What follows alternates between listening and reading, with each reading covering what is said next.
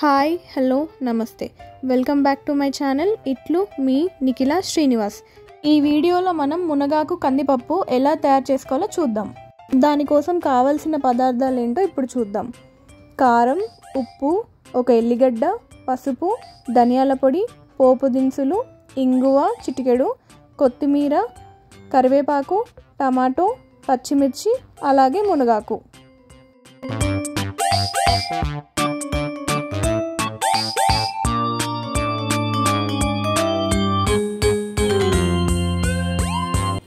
ఇక్కడ నేను 2 టీ గ్లాసుల కందిపప్పు తీసుకున్నాను.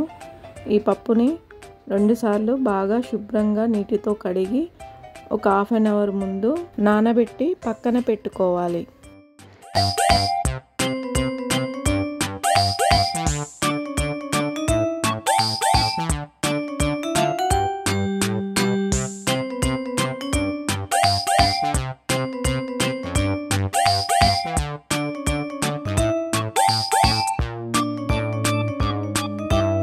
ఇప్పుడు స్టవ్ వెలిగించి ముందుగా నానబెట్టుకొని ఉన్న పప్పులో 1/2 టీ స్పూన్ పసుపు, 1 టీ స్పూన్ ఉప్పు, 2 టీ స్పూన్ల ఆయిల్ వేసుకోవాలి. ఇలా ఈ 3 మిశ్రమాలు వేసుకోవడం వల్ల పప్పు తొందరగా ఉడుకుతుంది.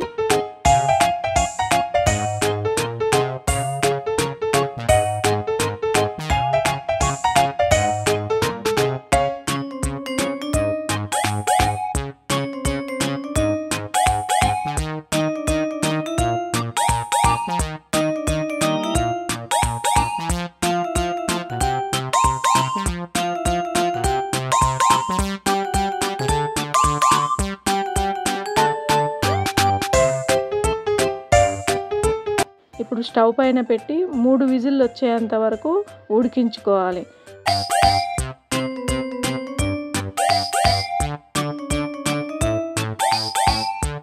పప్పు ఉడికింది కదా,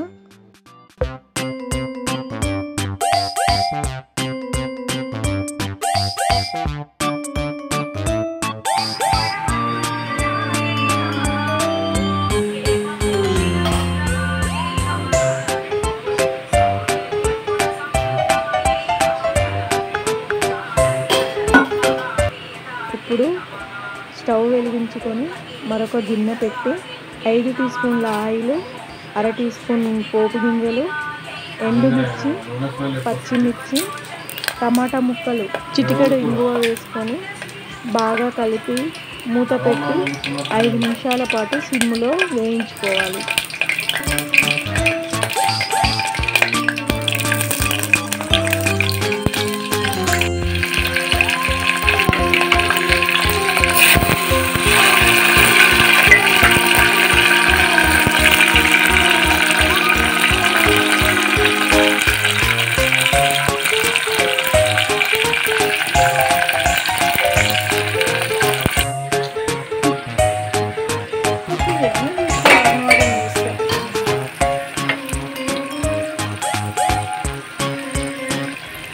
ఐదు నిమిషాల తర్వాత అందులోనే 1/2 టీ స్పూన్ పసుపు, శుభ్రంగా కడిగి పెట్టుకున్న మునగాకు, కరివేపాకు వేసుకొని బాగా కలిపి మూత పెట్టి మరో 5 నిమిషాల పాటు సిమ్లో మగ్గనివ్వాలి.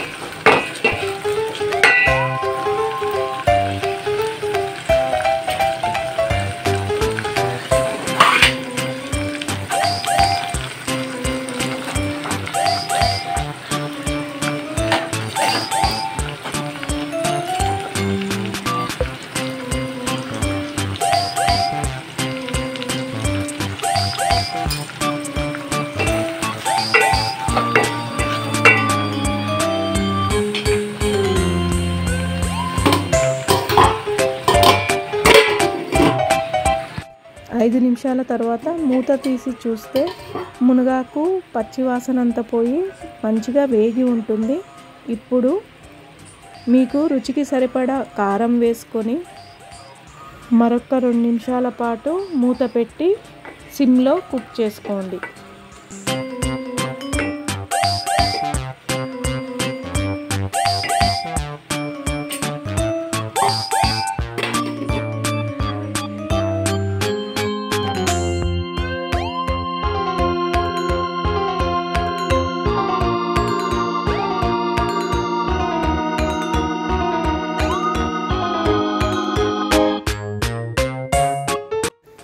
ఇప్పుడు ఉడికిన పప్పులో ఈ మిశ్రమాన్ని కలుపుకొని ముందుగా నానబెట్టుకొని తీసిన చింతపండు రసాన్ని, కొత్తిమీర, కచ్చాపెచ్చగా దంచుకున్న ఎల్లిపాయలు వేసి మరో 2 నిమిషాల పాటు కుక్ చేసుకోవాలి. అంతే, ఎంతో రుచికరమైన వేడి వేడి మునగాకు పప్పు రెడీ.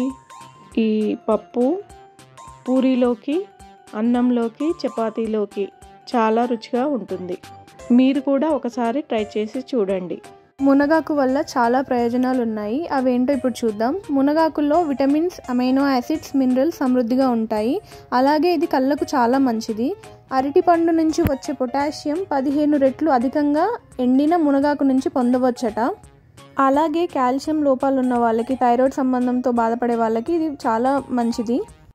ఇందులో కాల్షియం, ఐరన్, విటమిన్లు పుష్కలంగా లభిస్తాయి.